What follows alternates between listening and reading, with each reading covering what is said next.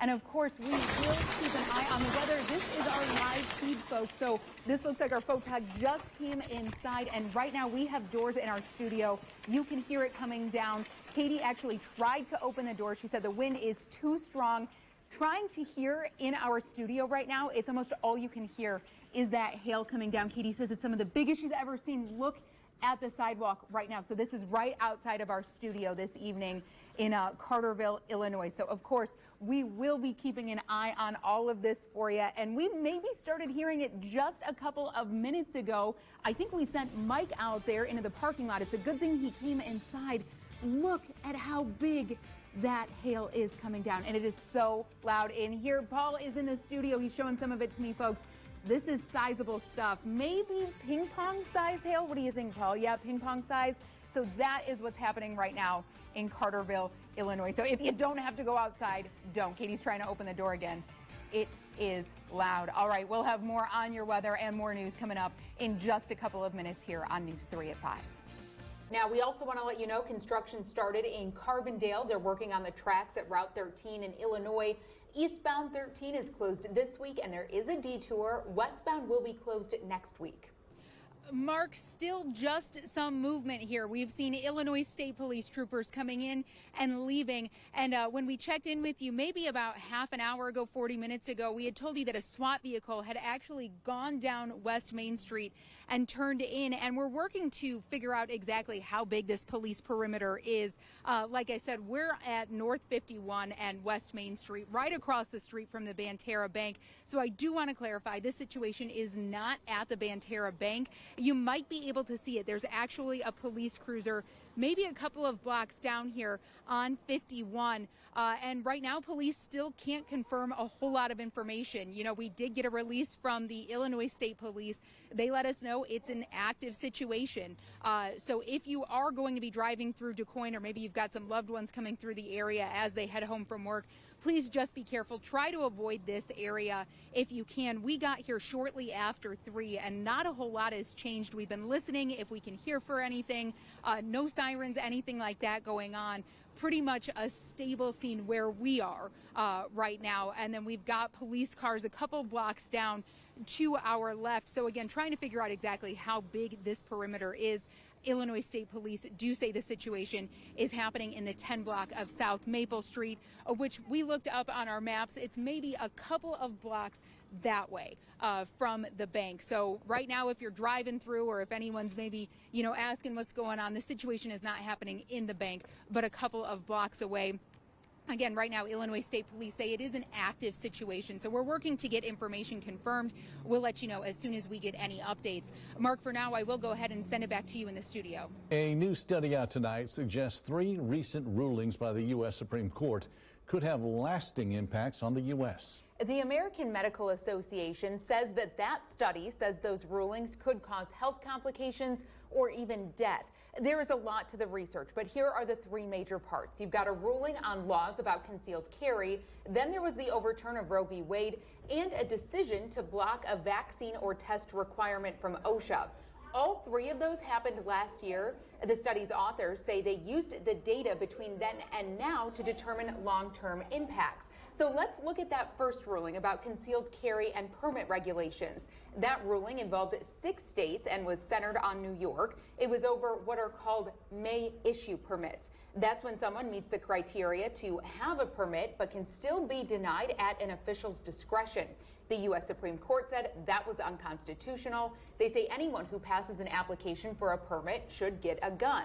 That is how it works in Illinois, Kentucky, and Missouri. Now, this study that we're talking about says that could cause up to 152 more gun-related deaths every year. We've got you covered.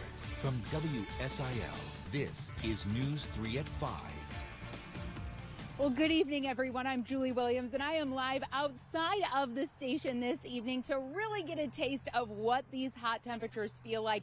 Now, I have to be honest, I've only been out here a couple of minutes, and it is already hot, so I have to give props to Andy, who is running the camera right now. He's been outside here, and folks, it is warm. But I will say there is a slight breeze, so that is really really helping things out. And we don't have any rain right now, but we will take a live look over Carbondale. Some places in our area have been getting that rain, and we're hearing reports that it might be cooling things off a little bit. Oh, that breeze feels so good. So not a bad day to maybe, know someone with a pool, or make sure that you stay inside in the air conditioning and just have lots of water on you. I think I'm already going to need some just standing out here for a couple of minutes. And, that brings up a good point. We're able to go back inside once this live shot wraps up, but there are people who have to work in this heat. Folks, we're talking road crews, construction workers, maybe even landscape specialists. They are out in this all day. Here's what they say about keeping safe in this heat. Mount Vernon Township High School declared an e-learning day today after a senior prank officials say was vandalism. Yeah, if you can see this video behind us, there was litter in the halls and oil and lotion on the floor. News 3's Paul Wilcoxon talked to their superintendent. Here's what they have to say. There was supposed to be a senior send-off this morning, but that was canceled. The school has to figure out how to punish the students who are responsible. And we do have breaking news right now. We know TikTok is suing Montana because of their new ban. Montana will ban the app from your phone starting next year. TikTok says the law is unconstitutional, and they say it violates free speech. Now, a group of TikTokers are also suing Montana. Montana, meanwhile, says TikTok could be giving user information to China. They are the first state in the U.S. to introduce an outright ban. Our team will keep an eye on this. We'll let you know if anything changes. And here locally, we know health officials are keeping an eye on the West Nile virus. Southern 7's health department set up traps today. They want to study mosquitoes to see how prevalent West Nile is. There were 30 cases in Illinois last year, and 4 people died. Right now, tonight, there's no vaccine or direct treatment for it. And a heads up tonight, the intersection of 154 and Circle M Road is still closed in Franklin County. This is just southwest of Cesar. There was a crash this afternoon. Now, tonight, we know that intersection is still closed and someone was flown out on air evac. We know at least one person was hurt. This is all we know so far. We're working to get more information for you. But again, that intersection is closed right now. And if you want to know as soon as it opens up, it's a good idea to bookmark our website, WSILTV.com. You can also download our free News 3 mobile apps, and you can actually sign up for push alerts. So you'll get those right in the palm of your hand in real time. You can get those for iPhones and for Androids. And we'll take a live look over Carbondale. My gosh, what a beautiful view. We've got those blue skies, a little bit of clouds, and some sunshine out there. Storm Track 3 meteorologist JC Brian is keeping an eye on things for us. JC, beautiful view, maybe a little bit hot for some folks today. We've got you covered. From WSIL, this is News 3 at 5. Oh man, folks, it is hot out there. Millions of people are dealing with this heat too. It's not just us. This is what Minneapolis looks like right now. And if it looks almost kind of snowy or foggy, that's because it's hazy. They're dealing with a lot of that haze from those wildfires up in Canada. And that extends over to New York. They're almost looking at dark over there. It's cooler, but again, that haze. And this is Chicago, folks. Take a look at that skyline. You can only see some of it because of how much haze is hanging around from those wildfires. So they've got the haze and the heat. And as far as that haze goes, there is actually kind of a dividing line in the U.S. right now. As you go south, there's less smoke, but there's more heat. This is what Carbondale looks like this evening. We've got some sunshine peeking through the clouds. It got into the 90s today, folks, believe it or not, but it sounds like we have to get ready for the triple digits. Now, this kind of heat can be dangerous. You have to take it seriously. So you got to know the signs of heat stroke because it could save your life. Some of those symptoms and signs are headaches, dizziness, feeling nauseous.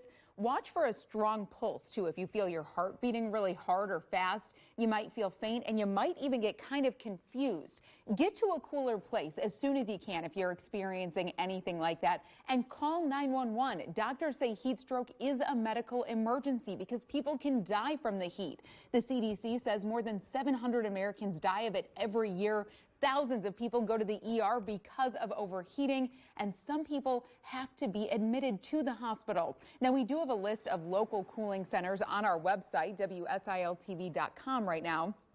We have listings for Southern Illinois, Missouri, and Kentucky. These are folks out there braving the heat locally today. And if you know of any cooling centers that we might not have on our list, please send us an email, comment on our Facebook page. We want to get those added for folks so that they have somewhere to go. And there are burn bans in Jefferson and Franklin counties right now. That means no burning. Mount Vernon's fire lieutenant says those burn bans don't typically involve fireworks, but we know Independence Day is coming up and you might be celebrating this weekend, right? So still, please be careful with this drought. Lieutenant Shook says you should have a spotter on standby if you are going to be using fireworks. Have someone watch for the debris and then have water and sand just in case a fire starts. That way you can try to put it out and call 911 as soon as you can so that firefighters can get there as quickly as they can and hopefully keep those fires from getting any worse.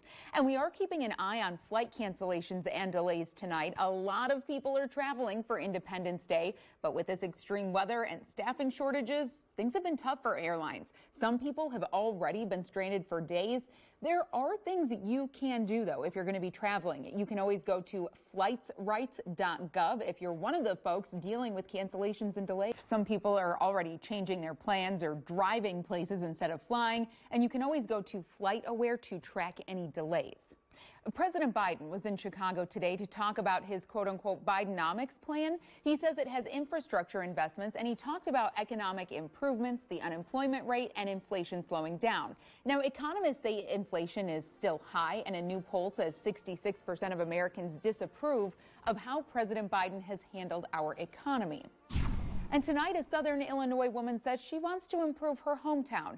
Jennifer Spence is a developer in Williamson County. Now, she grew up in Carterville. She actually moved out of state for about 20 years, but she came back about 10 years ago. She says she has a drive and a passion for historical renovation. So now she's taking on 2 projects in downtown Carterville. 3 years ago, actually, she bought the building on Division Street, but after a lot of work, most of it done by herself, Spence says it's preserving the history of that building that keeps her. The best thing to me about this building is the journey and how far it's come. And if that inspires anybody in our region to take a building and see the possibilities, that to me is the magic of this space. That building was built in the early 1900s. It's about 4,600 square feet. We'll have more from Spence tonight on News 3 at 6. And you can wear orange tomorrow in solidarity with Carbondale United. They're an outreach and community organization, and they have a peace rally tomorrow night. It's at 5 at the Irma C. Hayes Center. They say they want to raise awareness about violence and the effects it has on people and their families. Carbondale United says this is to raise awareness about all types of violence, be it gun violence, domestic violence. Tomorrow night, they say they'll have speakers and outreach information. And it's been 5 years since the Capitol Gazette shooting. 5 people died at a Baltimore newspaper office, and the shooter was convicted in 2021.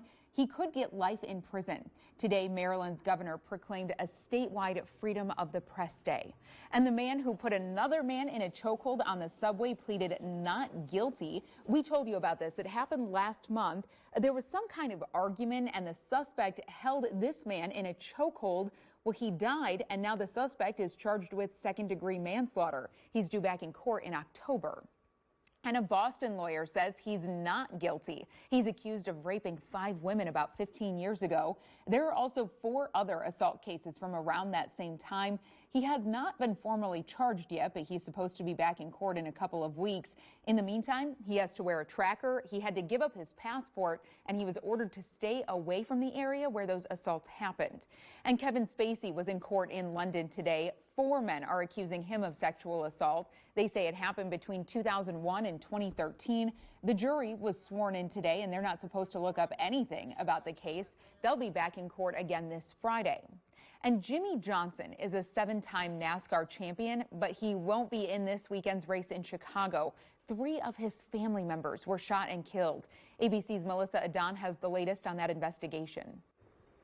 And we'll take a live look over Mount Vernon this evening. Kind of blue skies, but folks, this heat is no joke. And meteorologist Katie Melvin says it's going to get hotter. She'll have your latest forecast in just a few minutes. But before we get to that, we do have some information about Independence Day, like where fireworks are going to be. Some of them are this weekend, some of them are Monday, because Independence Day itself is Tuesday already. It's in less than a week, if you can believe it or not. We have all of these celebrations listed right now on our website, WSILTV.com.